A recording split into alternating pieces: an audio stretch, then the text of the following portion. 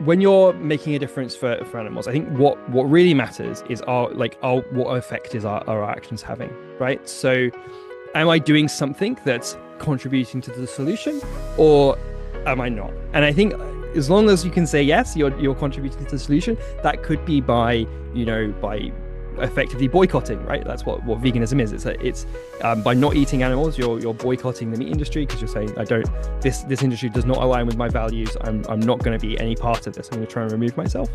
But another way to help is to sort of take that more active, if you like, intervention by supporting the organizations that are trying to change the system, trying to end this system, right?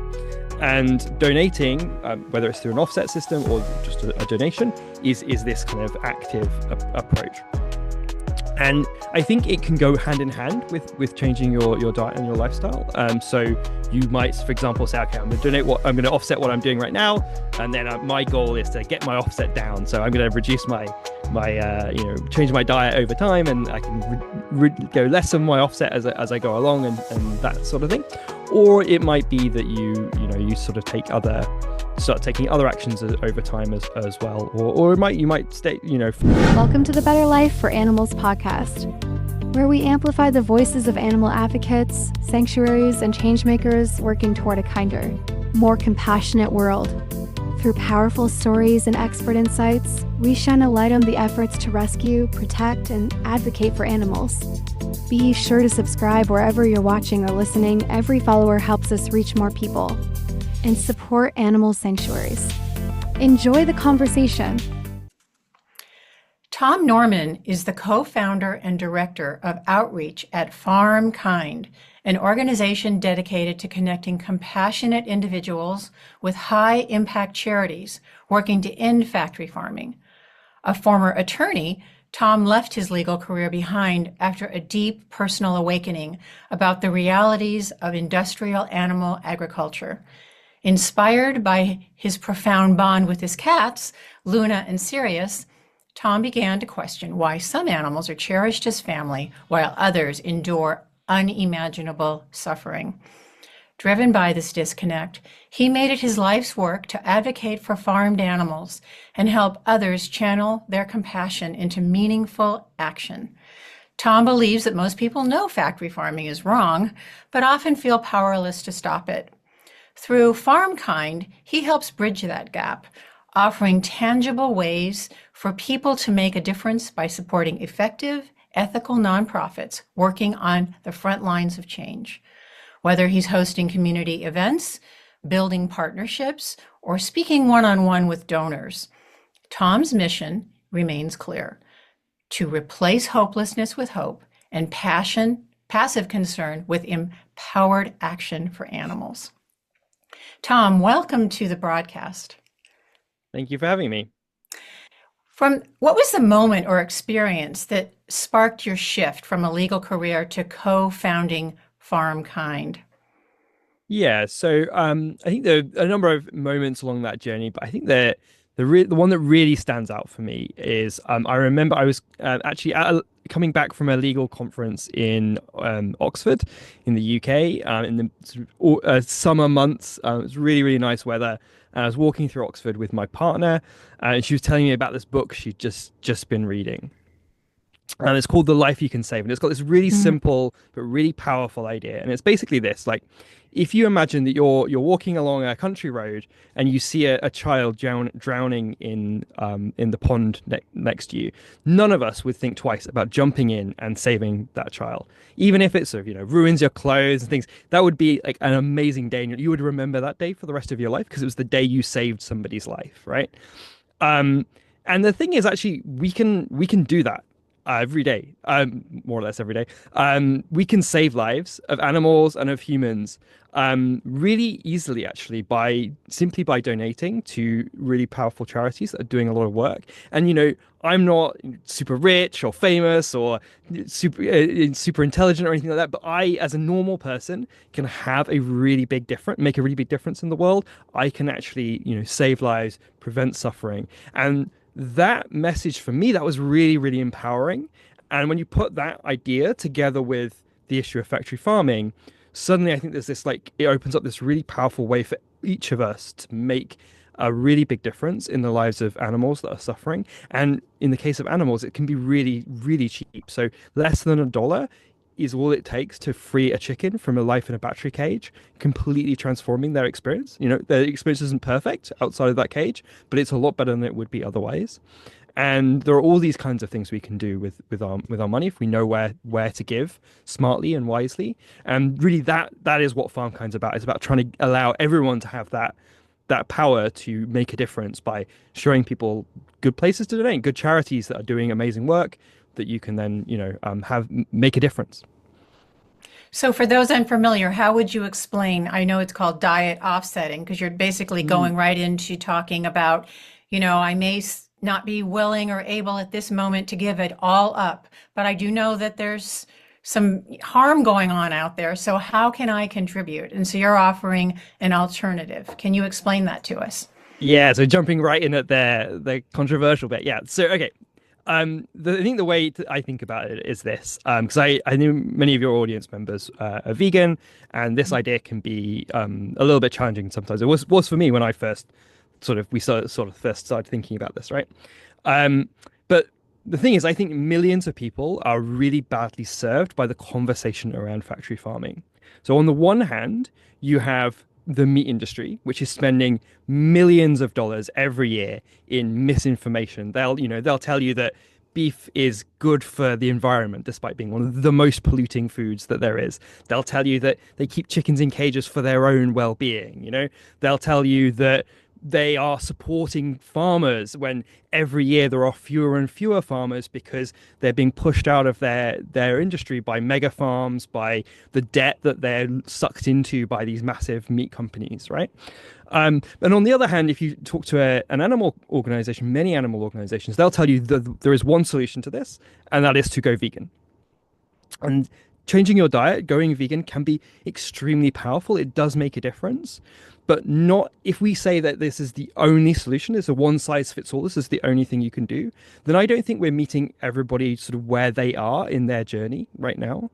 And so when I talk to our donors, a story that comes up again and again is someone like will say to me, I've seen the documentaries, I see it on my Instagram feed, factory farm, and it breaks my heart. And I've tried going vegetarian like 3 or 4 times, and I just can't make it stick. And often, what people like that do is they say, well, if I can't do this, like, what am I supposed to do? And what we do is we say to people, like, look, actually, there are other options. And it turns out that if you're donating to charities that are are using your money really well, are spending it to like really make a difference in the lives of animals, just $23 a month can prevent about as much suffering of farmed animals as going completely plant-based for the average omnivore. So this can be, and it can be as well as changing your diet, or it can be instead, it just opens up this additional range of activities that people can do if they want to be part of the solution. What I like about that is if you're donating, you're still there, the seed has been embedded. Yeah. You're Yeah. contributing toward something that you're not yet participating in, but I think over time, you, I think that that gradual change will occur. Yeah. What inspired you to draw parallels between the carbon offsets and diet offsets?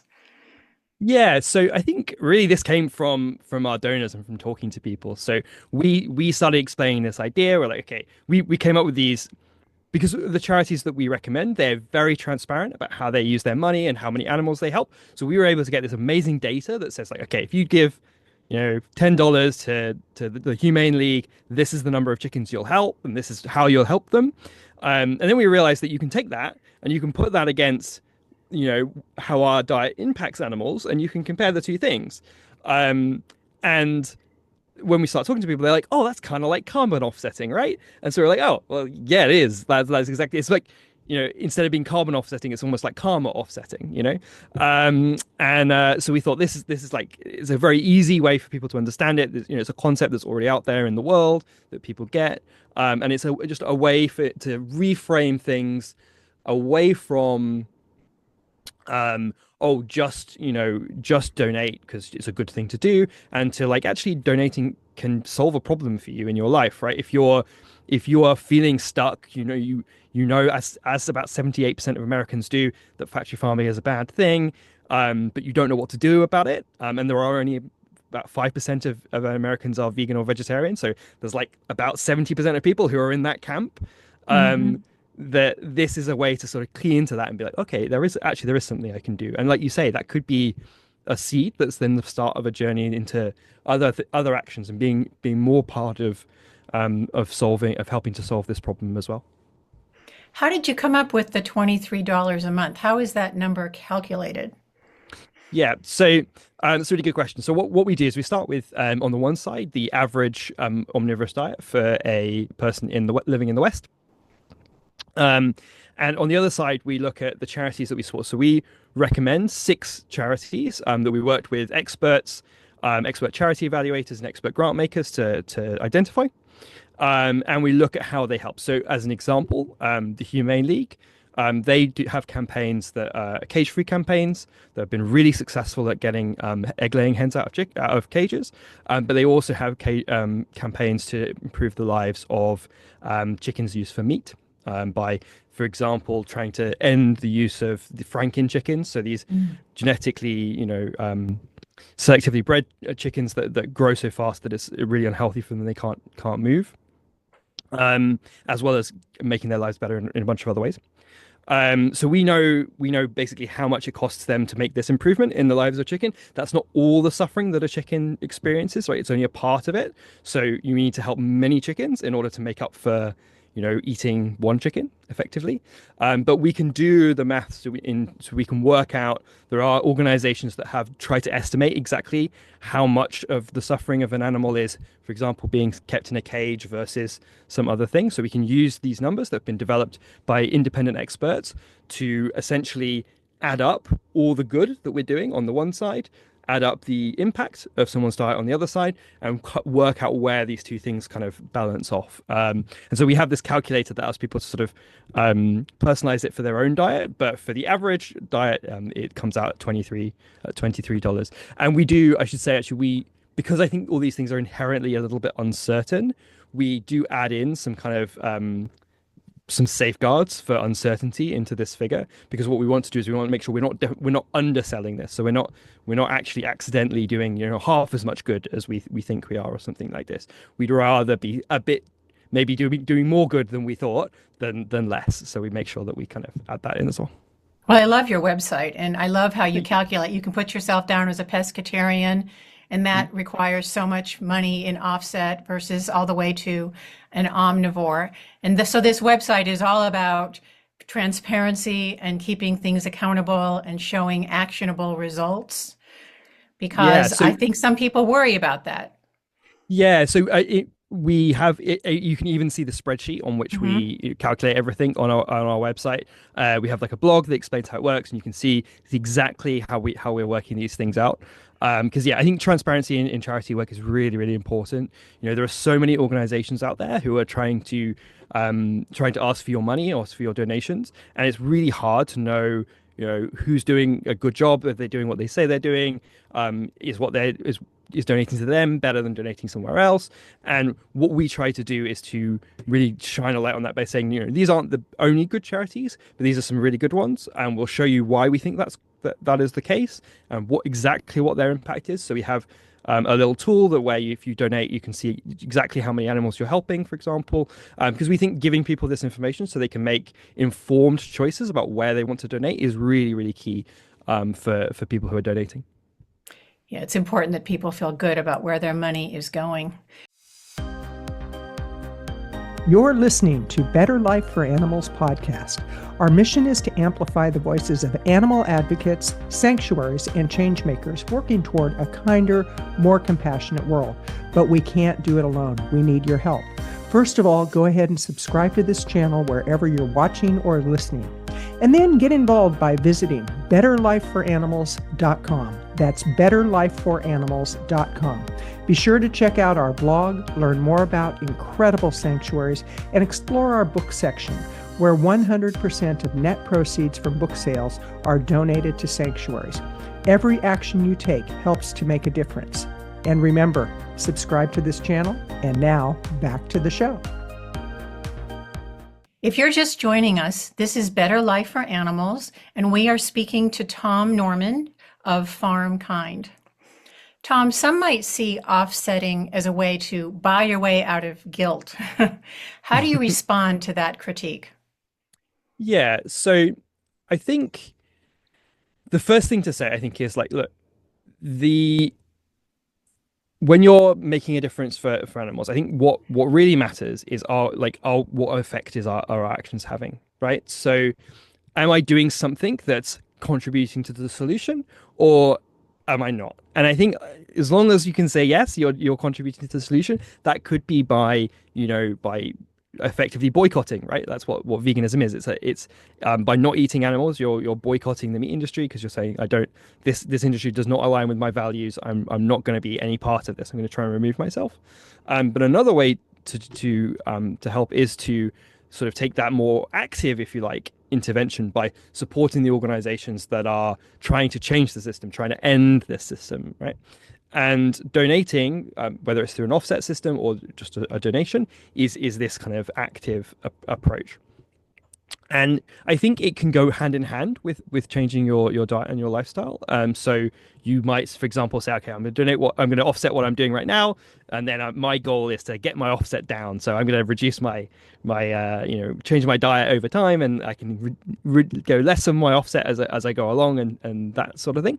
Or it might be that you sort of start taking other actions over time as well, or you might stay, for some people that's all they can do, because for example, you might live in a part of the country where it's really hard to get plant-based foods, or some people have really intense medical reasons that like actually eating plant-based is incredibly difficult for them if they're allergic to soy and beans and things like this, right? So I think what the message that we have is, I think that there isn't just as I say, it's not one size fits all. There are lots of different ways that we can make an impact.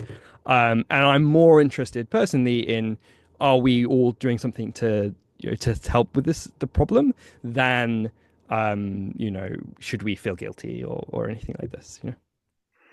How do you think that the animal rights movement can evolve to be more inclusive and less purity driven? Yeah, I think this is a really good question, because I think it's really important, right? As I said, like about 78% of Americans think that there's something wrong with the way that animals are treated.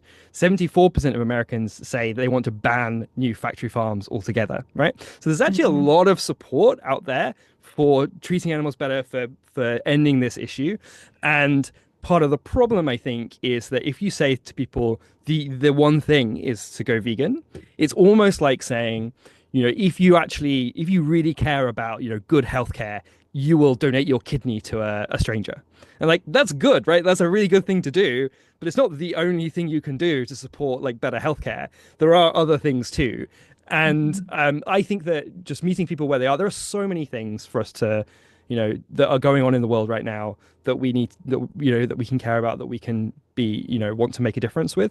And I think that allowing people to make more options about how they contribute meaningfully, it has to actually be making a difference. We don't want to give people like some sort of like, token gesture, but as long as it's a meaningful contribution, then I think we should try to widen the tent and say, like, okay, however you can contribute, whatever you're going to do, because none of us are perfect, right?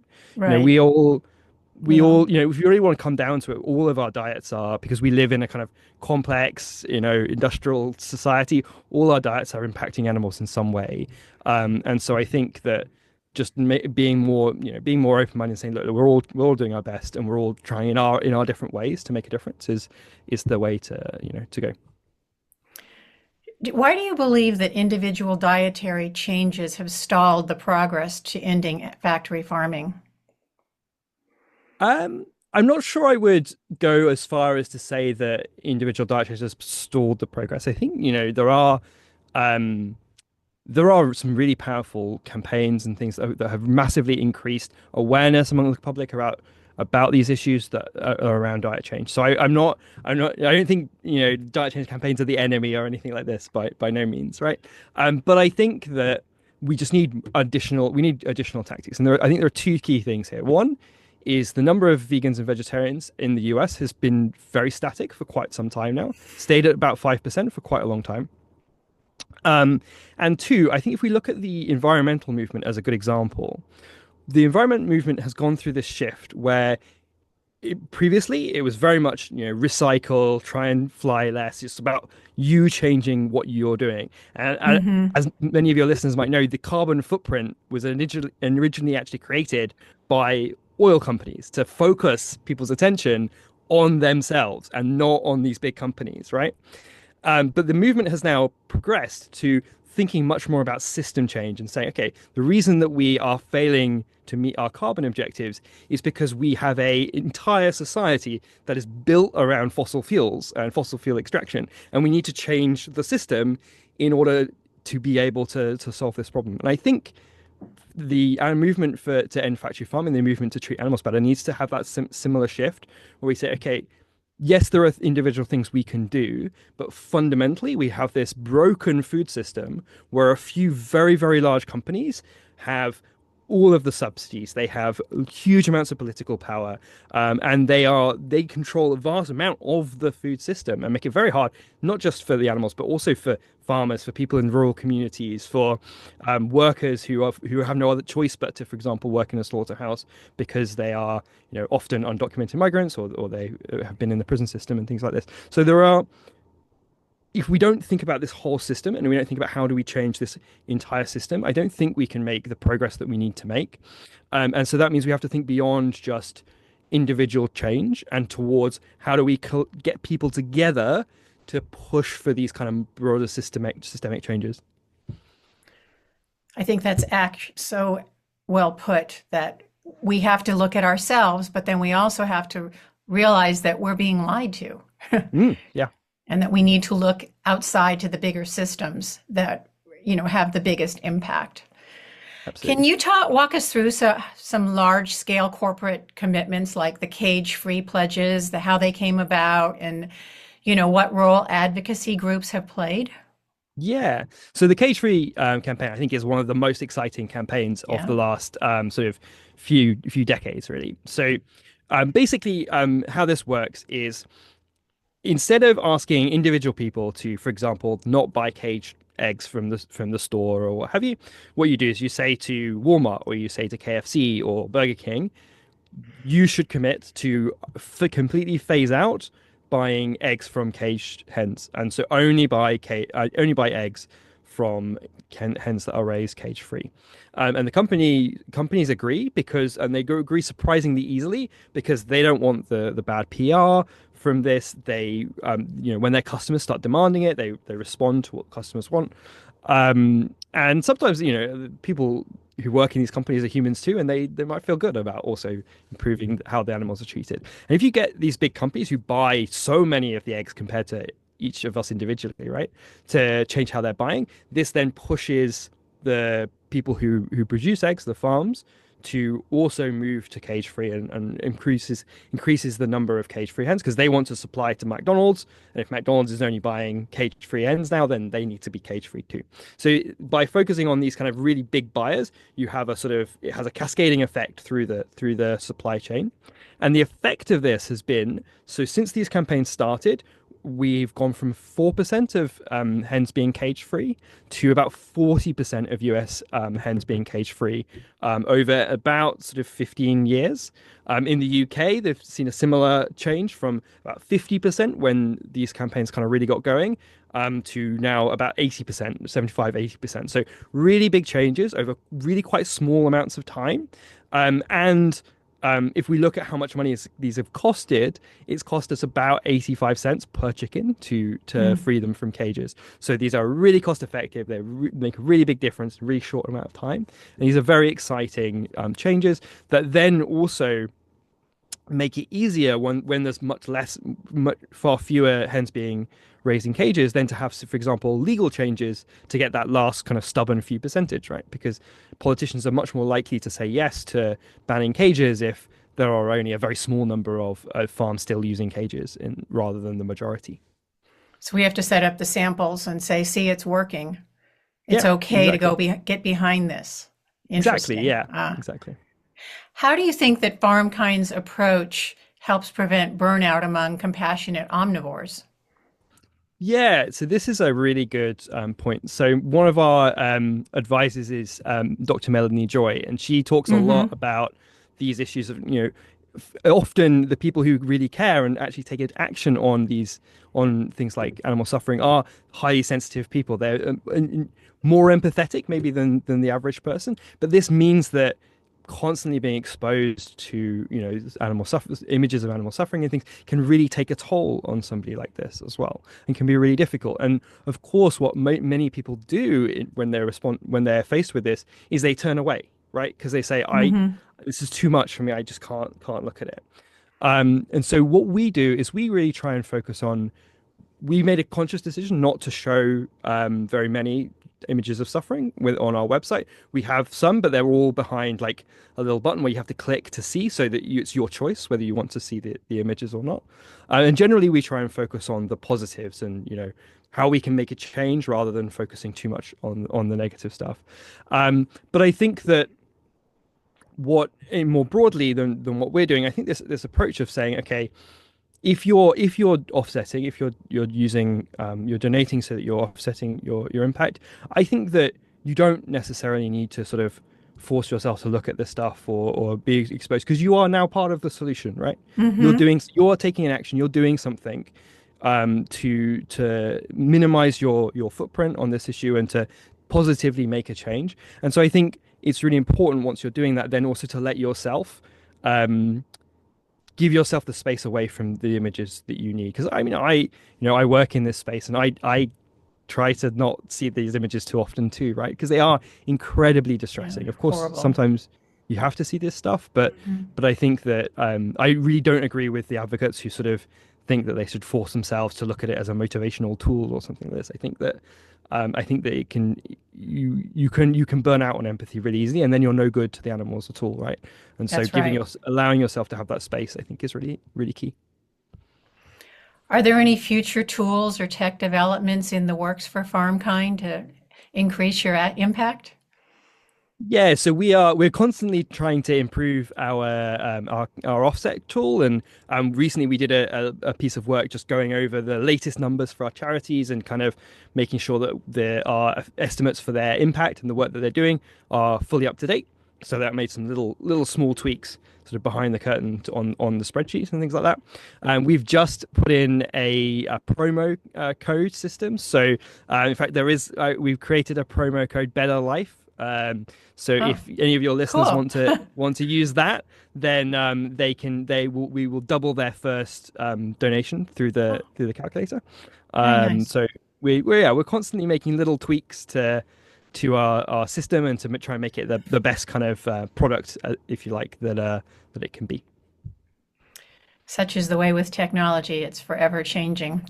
Yeah, exactly. What is your vision for FarmKind 5 years from now? So our kind of main goal is to be a really meaningful source of additional money within the farming movement. So at the moment, the best estimates are that there is about $290 million going towards protecting farm animals globally. Um, 290 million. 290 million, and the meat industry is worth about $2 trillion. So there's a massive difference, and Yes, $290 million is less than 2 weeks worth of profits for McDonald's. So it's nothing. it's nothing. And it's amazing what work has been done on such a small amount of money, right? Are Hmm. still seeing some wins, which is amazing, but it isn't enough. And No. so our goal is to try to really make an impact on raising that barrier, raising that amount.